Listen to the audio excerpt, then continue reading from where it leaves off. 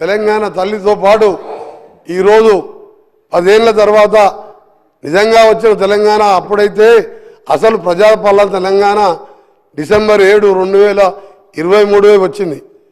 ప్రజలు స్వేచ్ఛా వాయులు చీల్చుకుంటూ ఇవాళ సెక్రటరియట్లో వేలాది మంది కనబడుతున్నారు. ఒక సంవత్సరం కింద సెక్రటరియట్లో నాలాంటి ఎంపీలకు పాస్ అడిగితే కూడా ఇవ్వలే.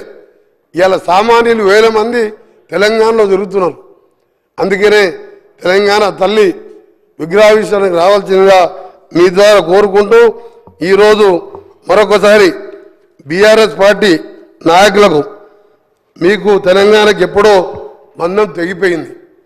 మీరు టీ తీసేసి బీ పెట్టుకున్నప్పుడే మీ విగ్రహం గురించి కానీ దేని గురించి కానీ మాట్లాడే హక్కు లేదు మీకు.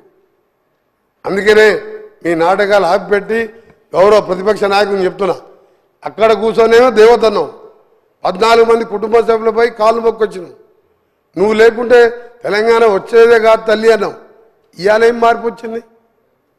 ఇచ్చిన రుణం తీసుకోకుంటే కనీసం పుట్టినరోజు కూడా నువ్వు శుభాకాంక్షలు చెప్పలేదంటే తెలంగాణ మర్యాద ఇదేనా?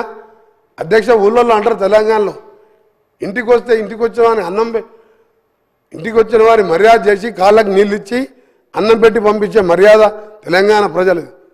తెలంగాణ ఇచ్చి 10 ఏళ్ళు అనుభవించి కనీసం శుభాకాంక్షలు కూడా చెప్పలేదంటే నీ జ్ఞానం ఎక్కడ పోయింది? 80,000 పుస్తకాలు ఎక్కడ పోయినాయి?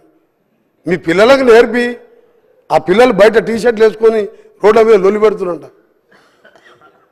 అందుకే అధ్యక్ష మీ ద్వారా తెలంగాణ ప్రజలందరికీ మరొకసారి మా ప్రియతమ నాయకురాలు నిజంగా 1100 మంది పిల్లలు తల్లిదండ్రులు ఇప్పటికీ ఆ పిల్లలను చూసి ఏడుస్తుంటారు.